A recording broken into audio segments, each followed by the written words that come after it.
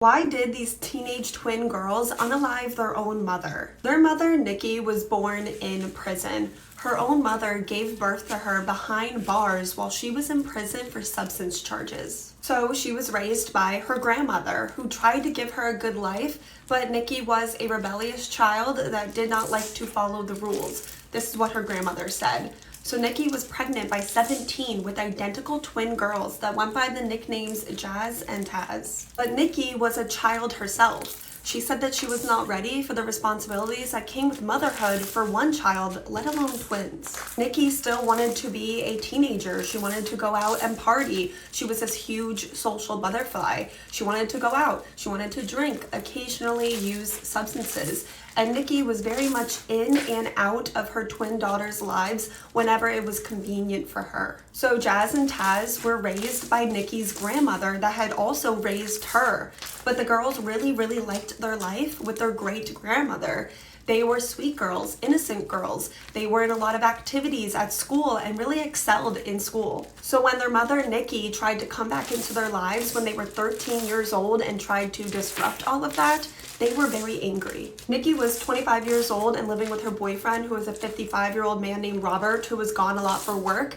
Nikki had turned her life around. She was clean, she had gotten a degree, she had gotten a job, and she was ready to have custody of her 13-year-old daughters. So now Jazz and Taz are living with their mother, Nikki, and they are angry. They liked living with their great-grandmother. They liked their school. They liked their friends. They did not think it was fair that this was all stolen from them because a woman who was always in and out of their life finally wanted to make them a priority. They absolutely resented Nikki, and these sweet, innocent girls that they were always described as began to rebel. They were staying out late and partying. They were dating older guys, like 17-year-old boys, when they were only 13. So to combat this, Nikki wanted to discipline them and be an authority figure. She wanted to give them lots of rules and structure because she did not want her daughters to make the same mistakes that she did. But this just put a bigger wedge between Jazz and Taz and Nikki. It was very much 2 against 1. In the twins' eyes, their mother, Nikki, is a hypocrite. Like, how are you gonna tell us that we can't date older guys and party when you've been partying our entire life instead of raising us, and you're literally dating someone who's 30 years older than you? This anger that the twins felt for Nikki turned to hate, and then it turned violent, and they would attack Nikki, which landed them in juvie. And when they were released back in Nikki's custody under a 2-week trial period to see if they could make it work, Nikki really wanted to work on their issues. She wanted to make things right.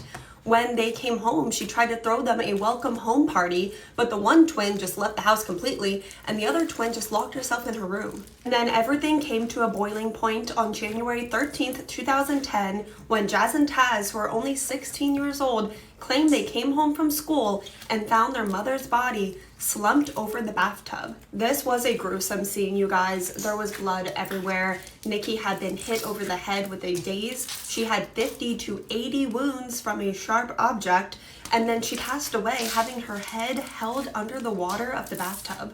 It was clear to the investigators that this attack was personal. This was not a random attack by an intruder. And Nikki's twin daughters are inconsolable. The one twin is shaking back and forth and violently biting at her own arm because she said it was the only thing that could calm her down. And when the twin girls were being questioned, they just kept crying and saying that they wanted their mama, which honestly was kind of suspicious to the investigators because both girls are saying that they want their mama, but neither of them really had anything nice to say about Nikki. Honestly, they had a lot of bad things to say about her. And they're crying, but there's no tears coming out. And also, both girls had a lot of injuries and cuts on their arms and hands, but without any solid evidence that they were involved. They just took photos of both their arms and hands and released them. And for months after that, Jazz and Taz just lived life as normal. They went to parties, they went to school, they were hanging out with their older boyfriends, going to prom. Until 4 months after Nikki was unalived and the investigators got that golden piece of evidence that they called it that incriminated the girls. Nikki's teeth perfectly lined up to the bite mark on the one girl's arm. When she said that she was biting herself to calm her down, she was really trying to cover up the fact that her mom bit her while her and her twin sister were unaliving her. They were arrested, and both girls took a plea deal for a full confession. What they said happened that day on January 13th, 2010 is they did not want to go to school that day. And this broke out in a huge fight between Nikki, Jazz, and Taz. And in their own words, it got so violent that they felt like it was either them or Nikki. And after this vicious attack on their mother that ended with her life being taken, they just cleaned themselves off and went to school like nothing happened. With the plea deal, the twin girls, who were only 16 years old when they unalived their mother, were given 30 years in prison with the possibility of parole and early release in May of 2025. But if they are denied parole, both girls will be released when they're 46 years old. I personally have a hard time racking my brain around the fact that these girls, before they went and lived with Nikki, were described by everyone as sweet and innocent. Those were the description words I kept seeing while researching this case. They were sweet and innocent. So if the girls were as sweet and innocent as everyone said, I just can't wrap my head around the fact that they committed this super violent crime. I feel like there's either something that we don't know, or the girls weren't always as sweet and innocent as everyone described them as, but you definitely have to let me know what you think about that. This is just my opinion, but I totally understand the resentment that Jazz and Taz felt with Nikki, but I do not think this crime was justified at all. And personally, 46 years old, they will be released one day. The latest they will be released is 46 years old, and that's a lot of life left to live. And if the girls were as sweet and innocent as everyone described them as, and then they just hated their mother, that they were able to snap and commit this truly violent crime, that scares me. But you're gonna have to let me know what you think about that. Definitely let me know all your thoughts, theories, questions, everything in the comments section. I read my comments all the time. I reply to as many as I can. And while you're there, let me know what case you want to see me cover next. I love you guys so much, and I will see you guys tomorrow. Also, one final note, I was getting absolutely roasted in my comment section of the video I posted yesterday because turns out Job Corps, the S and the P are silent.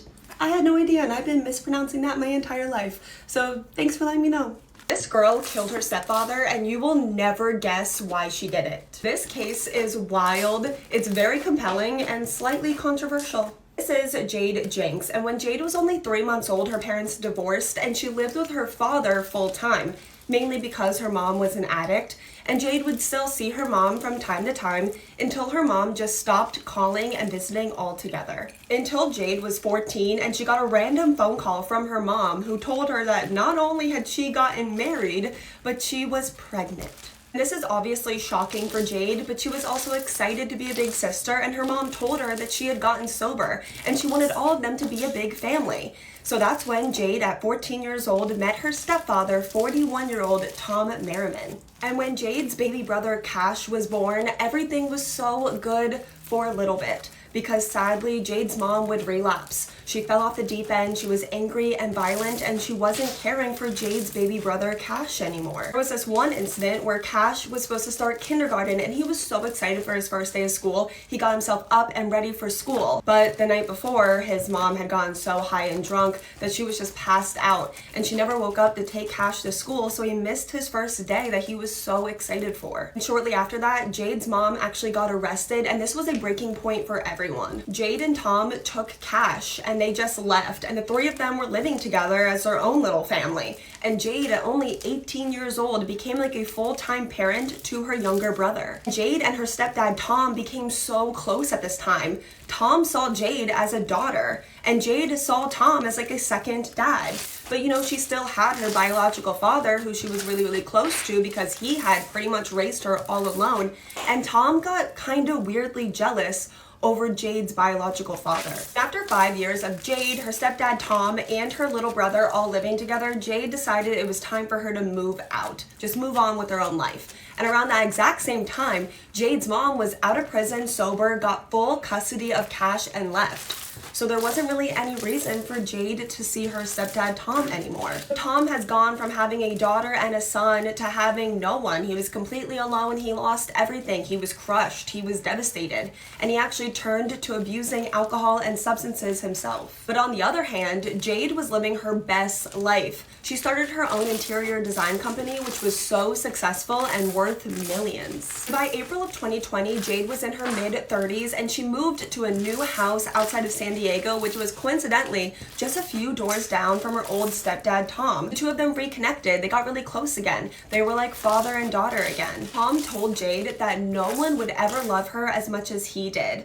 And Tom is in his 60s now. He has a lot of health problems on top of his alcohol and substance abuse, and Jade became like his full-time caregiver. And in December of 2020, Tom got drunk and he actually fell down and broke some of his ribs and was being treated in the hospital. Jade wanted to do something nice for her stepdad. She wanted to deep clean his entire house so he would come home to this nice clean house.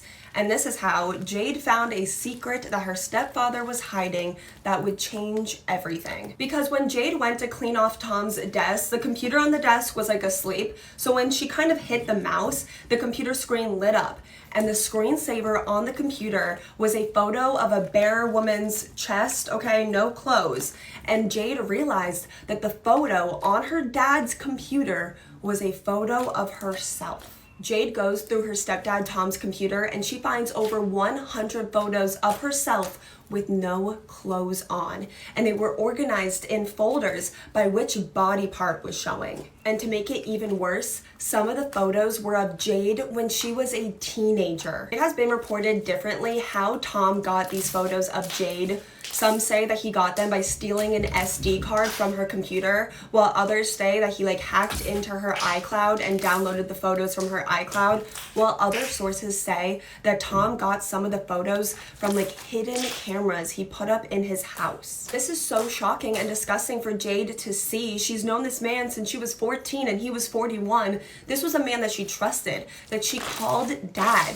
Everything was a lie, and now she's afraid of him. She actually starts calling some of her friends for advice and for help, and they tell her to go to the police, but she doesn't. Instead, Jade reached out to a man that she never met before named Alan, but also known as the Fixer.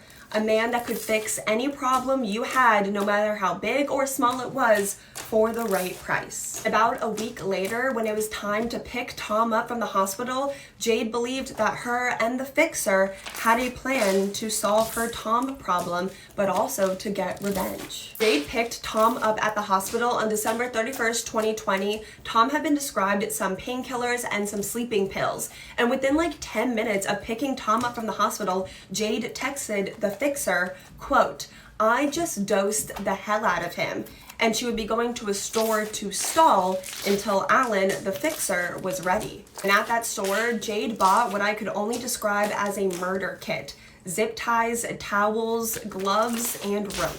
And then Jade waited for a text from the Fixer, a text that wouldn't come. So eventually she decides to just wait it out at Tom's house. She actually tries to get Tom out of her car, but at this time Tom is unconscious because he's been dosed with painkillers and prescription medication and sleeping pills. He's dead weight. Jade tries pulling him out of her car, but he's just collapsed now in his own driveway. Jade's panicking and she's blowing up the Fixer's phone. "Where are you? I can't get him in the house. What should I do?" But the Fixer has just ghosted Jade. Jade is panicking and she starts texting anyone that she can think of, including her ex-boyfriend named Adam. She tells him, "Help, my stepdad, he's drunk, he's passed out in the driveway, can you come help me?"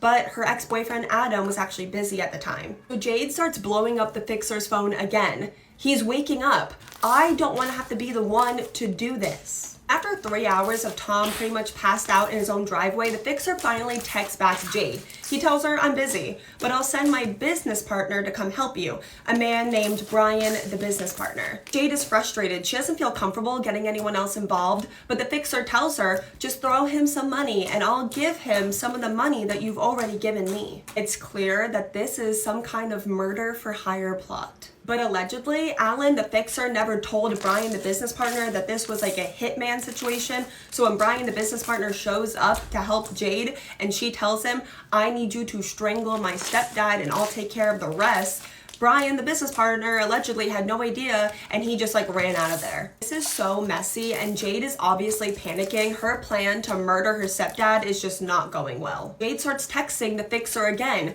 Where did your business partner go? Where are you? I need your help. He's starting to wake up. I'm about to club him. And then at 7:30 that evening, 8 hours after Jade picked Tom up from the hospital, Jade's ex-boyfriend Adam, who she texted earlier to help her, but he was busy, finally came over. He has no idea what's going on, and when he gets there, Jade is panicking, she's distraught, she's a wreck, because at that point, she had already taken things into her own hands. At that point, Tom was already dead. And Jade just immediately confesses everything to her ex-boyfriend Adam. The picture she found on her stepdad's computer, the fixer, the plan, that she drugged him but he wasn't dying fast enough. So she put a plastic bag over his head to suffocate him, but then when that wasn't working, she began to choke him. She asks her ex-boyfriend Adam to help bring her stepdad Tom's body inside into his bed to stage it like he OD'd. But just like the business partner, Adam just ran out of there and he called the police the next morning. And the entire time, Jade is still blowing up the fixer's phone and he's not answering her.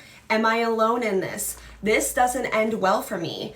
I need some help cleaning up the trash in the driveway. Can you send someone? And that day, Jade Jinks was arrested, but she was not answering any questions. She wasn't saying anything. And investigators found Tom's body buried under a pile of trash in his own driveway. Jade was being charged with first-degree murder, and she pled not guilty. During her trial, she said that the plan with the fixer was just to confront Tom about the photos on his computer, but he took all those pills by himself, and he really did just OD, and she just panicked. The story obviously doesn't line up with the 70 pages of text messages that she sent Alan the fixer, but Jade said that those were just taken out of context, and Brian the business partner and her ex-boyfriend Adam were just lying. And Jade really believed that she was going to be found not guilty, I think mainly because Tom's autopsy showed that his cause of death really was substance poisoning and that there were no signs of strangulation. But I read somewhere that just because there's no signs of strangulation doesn't mean that there isn't, strangulation didn't happen, especially if he's unconscious and not fighting back. Ultimately, Jade was found guilty of first-degree murder and she was sentenced to life in prison with the possibility of parole after 25 years. Personally, if you hear from my opinion, I don't think that there's like a doubt in my mind that this was a murder for hire plot and that Jade wanted her stepfather Tom dead. But there's a lot of controversy. People think that Jade is some kind of anti-hero and that the murder of Tom Merriman was justified. There's also a lot of people that think that there's more to the story, like more of a motive here, where finding photos of yourself like that, like photos without your clothes on someone that you saw as a father, is disgusting and disturbing and shocking and a huge, huge betrayal. But there's a lot of people that don't think that that's, murder worthy. And a lot of people think that there's more to the story. There's more of a reason why Jade wanted her stepfather dead. Interestingly enough, years and years and years and years ago, when Jade's mom filed for divorce from Tom, she actually said that she found her very young daughter in a compromising position with her husband Tom, meaning that at some point Jade and her stepfather did have some kind of relationship. Whether or not you believe Jade's mom or not, that's completely up to you. I'm not saying I believe that, I'm just saying what I found. But really, really, really interested to get your guys' take on this case. This was a wild ride and I really, really hope it all made sense. Please let me know all your thoughts and theories and questions in the comment section. And while you're there, please let me know what case you want to see me cover next. And until then, love you guys so, so, so much. You guys have no idea how much. And until then, see you guys tomorrow with another video. Have you ever heard of the episode of Wife Swap that ended in murder? If you are unfamiliar with the reality show Wife Swap, the premise was that the show would find two families that just could not be more different, just polar opposites. Like one family would be super duper clean and then the other family would just be total slobs. The wives would swap families for 2 weeks, but before leaving their families, the wives would write a list of rules that the new wife must follow for the first week. And for the second week, the new wife could just rule this new family however she wanted. In 2007, the show was looking for a certain type of family when they reached out to the Stockdale family. Kathy and husband Tim moved from the city to rural Ohio in isolation in order to shelter and protect their sons. We moved out to the farm to develop wholesome values in our children. The day we moved, we heard gunshots in our neighborhood, and I knew we had made the right decision. The Stockdales are devoutly religious and have banned TV and video games, believing it's their moral responsibility to censor all that their kids watch and listen to. And the boys are also homeschooled in order to control their influences. In order to earn privileges, the boys must gain tokens by completing a chore they must then check off on a chart. It also addresses attitudes. Just because the job is done does not mean it's necessarily done in the right way. The boys pay 20 tokens to listen to a radio show. It's important to instill in our children that you need to work and not expect to have a handout. Tim and Kathy Stockdale lived in this really secluded area of Ohio on this remote farm with their 4 sons, Calvin, Charles, Jacob, and James. And to say that the family was religious, conservative, and strict would be a massive understatement. The 4 sons had a lot of rules, and they were like really strict rules. Boys were working, busy, and productive every single waking moment. Kathy homeschooled them, and if they weren't working on schoolwork, they were either at church, doing chores, or doing farm work. Family only ate food that they grew themselves, so obviously junk food was banned, but TV was banned, video games were banned. There was also a strict no dating policy, and also the boys weren't allowed to have any friends because their mother Kathy saw friends as meaningless relationships. Just completely isolated from the modern world in their own little bubble, and Kathy and Tim said that they were raising their children this way because they didn't want the outside world to corrupt their children. Really, the only fun that the Stockdale boys got to have was performing in their family band with their dad and their brothers. It's a hard life, but it's a good life. Kathy Stockdale swapped with Lori Tonkovic for their wife swap episode, and obviously the Tonkovic family was completely opposite from the Stockdale family. The Tonkovics were big partiers, their houses were pretty dirty, the kids didn't have like any responsibility, and not only were the kids allowed to date, but their significant others were allowed to live in the same household with them and also sleep in their beds. One really controversial thing that Kathy Stockdale did during the episode when it was her turn to rule over the Tonkovic household was bring a priest to the household and encourage the Tonkovic children, who were 17 and 21, to marry their significant others right then and there so they would no longer be living in sin. They declined the offer. And when Lori Tonkovic got to rule over the Scottsdale household, she really wanted the 4 young boys to just have fun and let loose. She really wanted them to play video games for the first time ever,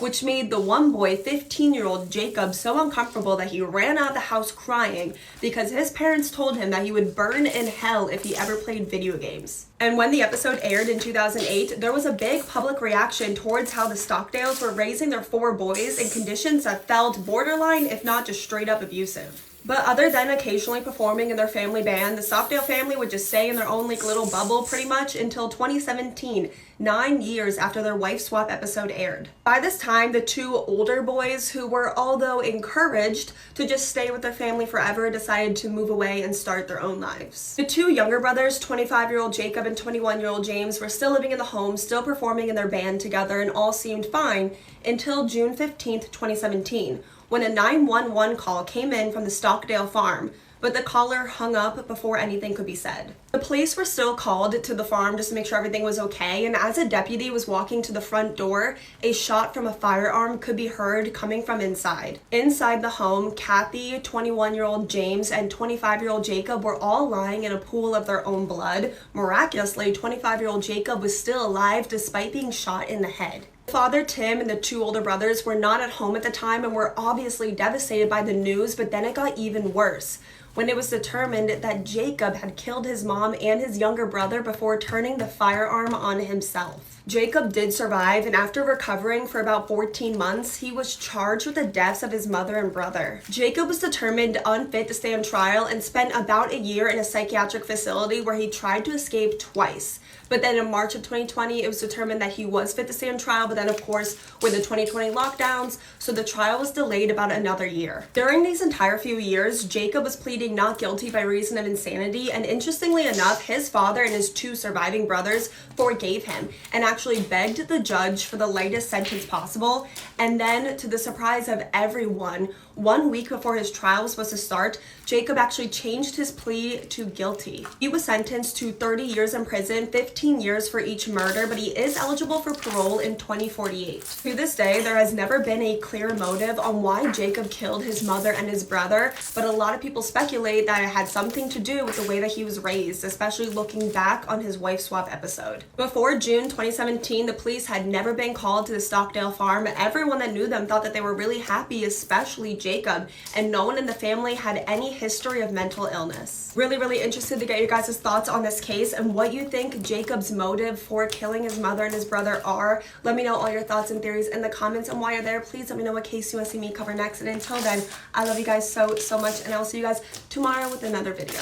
People felt really bad for him as he spoke to the media about his missing wife, pleading and begging for her to come home and be with him and their 2 children. But the truth was much darker than anyone could believe.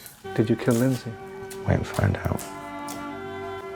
Just wait and find out. In 1995, the beautiful and bubbly 17-year-old Lindsay Wilson found out she was pregnant with her high school boyfriend. That relationship would soon end, and when 17-year-old Lindsay was 5 months pregnant, she met the 20-year-old Mitchell Quay. There was an instant connection. He quite literally swept her off her feet, and within 5 weeks of meeting, the two would be married. But almost immediately after getting married and Lindsay's daughter was born, Mitchell completely changed. Not only was he constantly cheating on Lindsay, but he was also super controlling and abusive. He would have these violent, angry outbursts out of nowhere. Lindsay and Mitchell would break up. There was actually one point where Mitchell moved out of the house and moved back into the house 7 times within a 4-month time span. He would always find a way to worm himself back in. There was one time after the two had gone back together that Mitchell convinced Lindsay that he had changed, and the two got pregnant with a child of their own. But when Lindsay was only 4 months pregnant, Mitchell got so angry that he just completely destroyed the place that they were renting. He ripped doors off the hinges, smashed all the windows, he destroyed their furniture, and even smashed up their car. And Lindsay's family was aware of Mitchell's abuse, and they would try to support her all the times as she said that she was going to leave him, but it was frustrating because she would always go back. Regrettably, they would eventually distance themselves from Lindsay a tad, which only isolated her more in this abusive marriage. On October 22nd, 1998, after spending a little time with her sister, Lindsay secretly gave her sister a note begging for help. Unfortunately, nothing would be done in time because less than 2 months later, on December 15th, would be the last time that anyone would ever see 21-year-old Lindsay alive. But it wouldn't be until February, 53 days since anyone had seen Lindsay, that the 21-year-old mother of 2 would be reported missing. But it wouldn't be her husband, Mitchell, that reported her missing. It was by a concerned social worker. When Mitchell was questioned, he said on Christmas Eve, Lindsay went out drinking with some friends. She didn't come home until really early the next morning on Christmas around 7 a.m. She was out of her mind, intoxicated. She packed a bag and left, and that was the last time he ever saw her. But he said that his wife was very much still alive because he had seen her out and about in town, which is interesting because no one else had seen her. And everyone that knew Lindsay said that she would definitely not leave her children. She loved her children. She especially wouldn't leave them on Christmas morning, and especially not with an abusive man like Mitchell. During the 18-month investigation, Mitchell did plenty of on-camera interviews, and he seemed to really like the attention. He was really playing into this role of the grieving, abandoned husband, left to care for 2 children all by himself. And at first, the public had a lot of sympathy for him. But the more that he would do these interviews, the more he started to show his true colors. He was super arrogant, and the public turned on him. They thought that he killed his wife, but he would stick to his story. Have I made up the story that I've just told you? Well, one day everyone's going to find out, aren't they? I didn't do that. I haven't done anything to Lindsay. I'm not capable of doing something like that. Like I say, I'm not going to sit here and start saying yes and no to stupid things, stupid questions I've already answered 1,000 times. Can I just say again, and it's not a stupid question, it's a very serious question. Did you kill Lindsay? Wait and find out. Just wait and find out. He was also constantly smiling and laughing and making jokes, which really rubbed people the wrong way. There was one interview where he said he was so mad at Lindsay for leaving him with 2 children that he wouldn't even piss on her if she was on fire. He also said that he deserved an apology and money from the people that were accusing him of killing his wife. A year after Lindsay was reported missing, Mitchell was arrested on fraud charges because he was illegally signing Lindsay's signature to try to steal money from her bank account. But there was still no evidence that he had actually killed her. But after 18 months of investigating and knowing that Mitchell had killed Lindsay, the investigators, they quite literally had enough. And they brought Mitchell in for questioning, and they questioned him for 36 hours straight until he cracked and confessed. He said that on December 16th, Lindsay told him that she had finally had enough and she was filing for divorce, and he just snapped. He strangled her. And then afterwards, he called over his younger brother Elliot because he was a butcher, and together, the two of them dismembered 21-year-old Lindsay's body in the bathroom. And all of this happened while her two young children were in the house. And then afterwards, they disposed of her body in different locations. Unfortunately, to this day, not all of Lindsay's body has been found. Mitchell, at 25 years old, was sentenced to life in prison with a minimum sentence of 17 years, and his younger brother Elliot was sentenced to 4 years in prison for his role in dismembering Lindsay. And personally, if you ask me, I do not think 4 years is enough time at all. Mitchell first was up for parole in 2017. As of right now, he's been denied parole 3 times. He will likely be up for parole again sometime early 2025. But this would unfortunately not be the only tragedy in this family, because after learning what happened to his baby sister, Lindsay's brother, 24-year-old Peter Wilson, unalived himself in 2001. My heart truly goes out to all of Lindsay's loved ones, her children, her parents, who lost 2 of their children in the span of like 3 years because of Mitchell's actions. And I especially think of Lindsay's 2 children. I truly hope the best for them and wishing the best for them. If you watched the end of this video, thank you so much. I'm so sorry I've been kind of MIA the past week. There's been something I've been dealing with in my personal life, but I should be back to my normal uploading schedule now. If you guys celebrated this past recent holiday, I hope you guys had a great holiday, and I'm so thankful to each and every single one of you. This boy was sentenced to life in prison for killing his 10-year-old sister. The murder! That's crazy to kill someone. Maybe That makes you a terrible person. Why, like killing someone? That's just so bad. 15-year-old Aiden Zellerman and 10-year-old Kaya Campbell weren't actually blood related. They weren't even related by marriage. Aiden's mom had been dating Kaya's dad long term. They all lived together under the same roof and all referred to each other as family. 10-year-old Kaya was just the sweetest girl, so charismatic, so bubbly. She loved animals and music and making videos. Aiden, on the other hand, was a bit of a troublemaker. He got caught shoplifting, using substances. He had anger issues. He spent some time in a mental hospital where he was diagnosed with a personality disorder. He was prescribed some medicine for this, which he did not take. On June 7th, 2017, around 7 p.m., Aiden and Kaya walked to the store together. Aiden told Kaya that he was going to steal her some Pokemon cards. But after the 10-year-old and the 15-year-old had been gone for nearly 5 hours, their family went out looking for them, and Aiden's mom called the police. By the time that the police got there, Kaya's dad, who was still driving around looking for his daughter and his stepson, had actually found Aiden walking around, but his daughter Kaya was nowhere to be found. When Aiden was questioned by the police, he said that him and Kaya walked to 2 different stores looking for these Pokemon cards. When they were on their walk home, 1 minute Kaya was behind him, and the next minute she was gone. He had no idea which direction she went. He walked around looking for her for a while and eventually decided to just start walking home, thinking maybe she just went home. Aiden was questioned by the police at the police station for hours, and for the most part he really stuck to his story, and it seemed pretty believable. And Aiden is only 15 years old. He doesn't seem extremely stressed out like someone who is guilty would be acting. He also doesn't refer to Kaya in the past tense, which is something that people do after they've killed someone. Even willingly gives the police a sample of his DNA, the clothes that he's wearing, for them to do DNA testing on, and even agrees to take a polygraph test. But you know, he was the last person to see Kaya, so obviously he has to be a suspect, and the police started to poke some holes in his story. At this point, there was a large search party for Kaya, which included some of those police sniffing dogs to try and find out which direction that Kaya went. And the canines couldn't pick up Kaya's scent anywhere in the area that Aiden said he last saw Kaya. And when the police mentioned this to Aiden, he quickly had an explanation, and that was that he lied.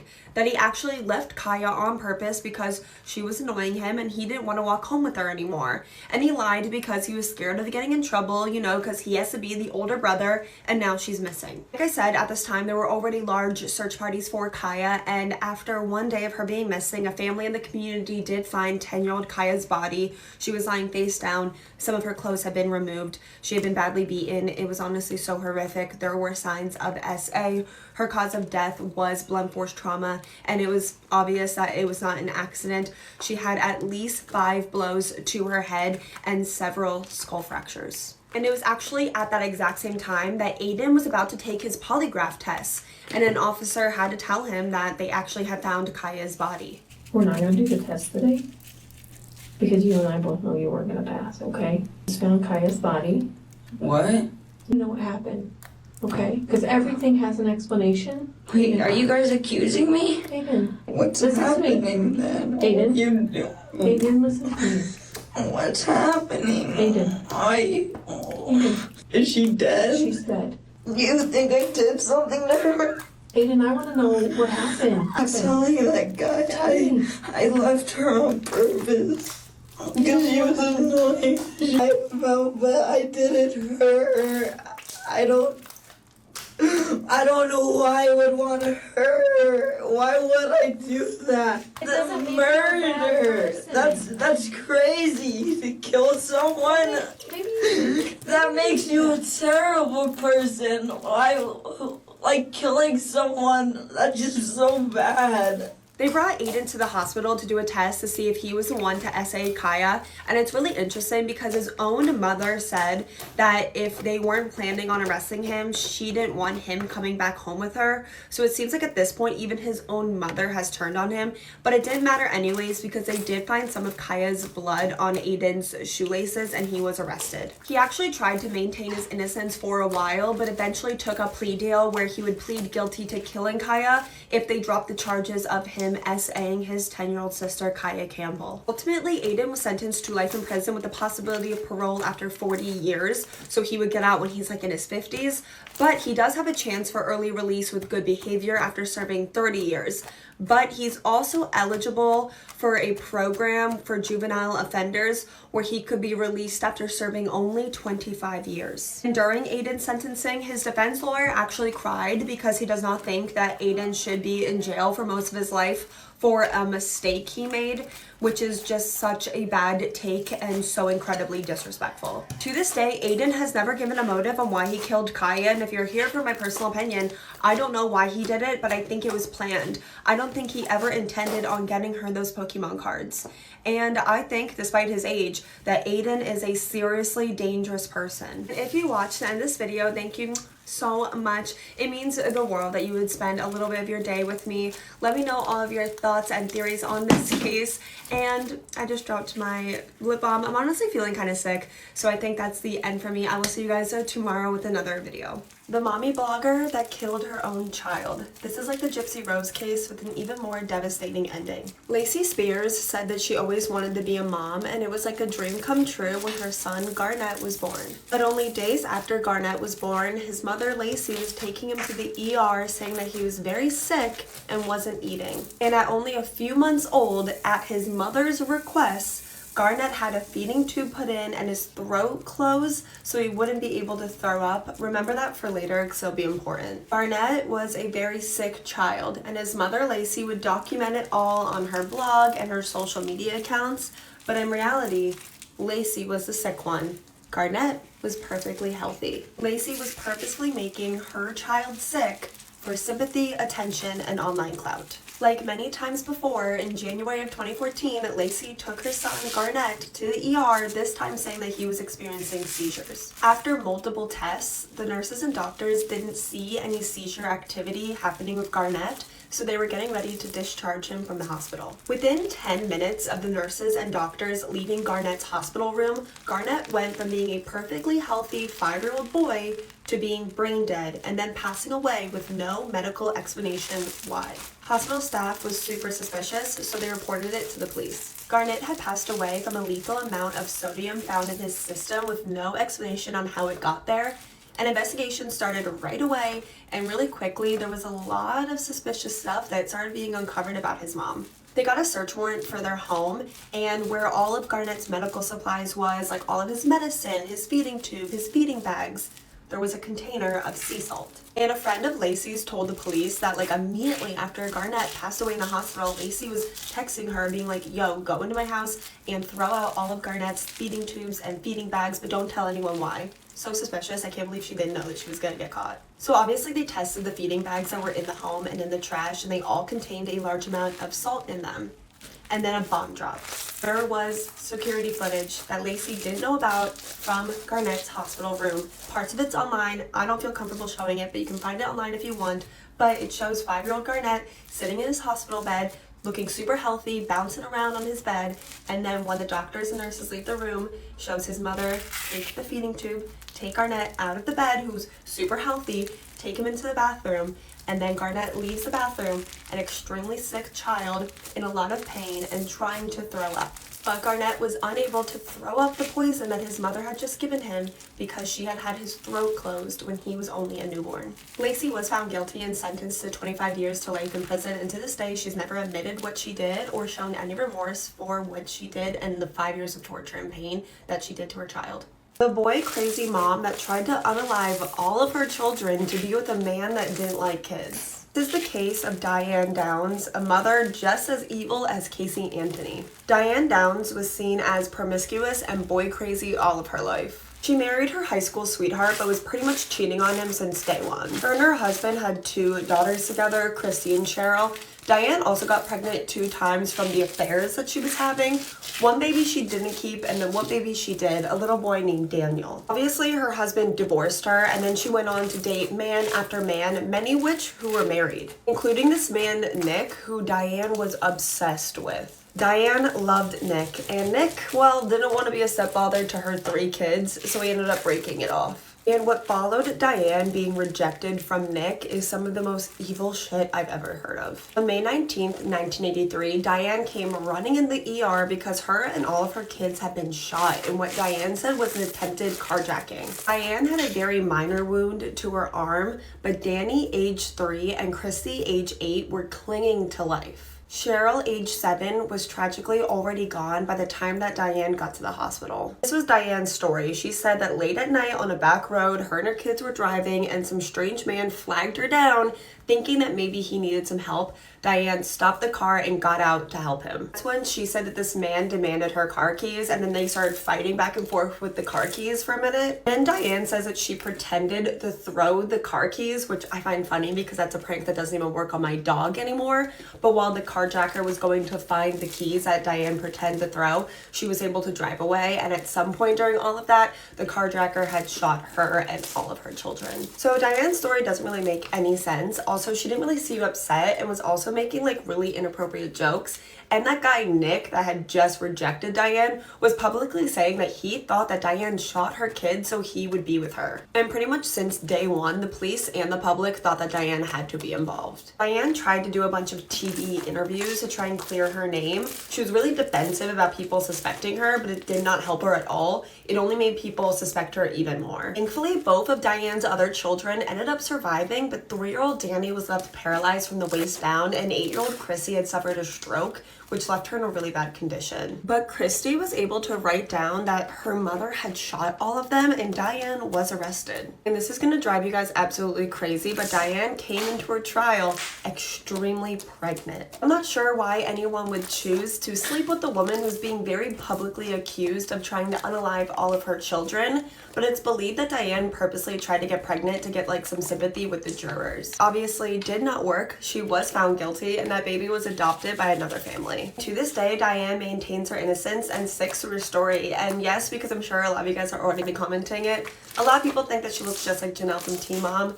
And yeah, personally, I see it. This might be one of the most controversial cases out there, and actually the case that inspired the character Eddie from Stranger Things. Yep, today we're diving into the West Memphis 3 case. On May 6, 1993, the bodies of 3 8-year-old boys were found in the woods. The 3 boys, Stevie Branch, Michael Moore, and Christopher Byers, were Cub Scouts and best friends and were found in a muddy creek, brutally unalived. Due to the graphic nature of the crime, rumors started to spread that this was ritualistic, and that the one responsible was local teen Damien Eccles, who had a dark aesthetic, liked metal music, and was overall just seen as a pretty weird dude. Because it was very unlikely that this case was committed by only one person, they started suspecting Damien's friends, Jason and Jesse, as well. There was 0 evidence or DNA that linked any of the 3 boys to the crime. Actually, the only thing that linked any of them was that one of them confessed. Jesse confessed while being interrogated by police in what many people believe was a coerced confession. Jesse had a very low IQ, changed his story many times, and his story didn't even match the details of the actual crime.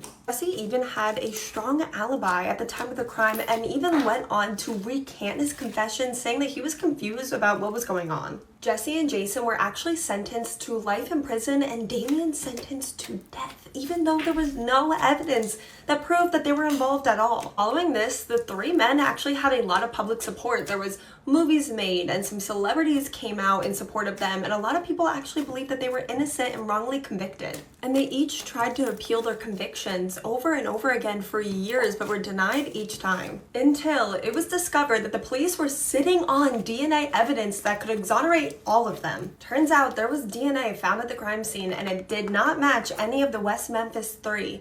Actually, it matched one of the victims' fathers. So comment for part 2.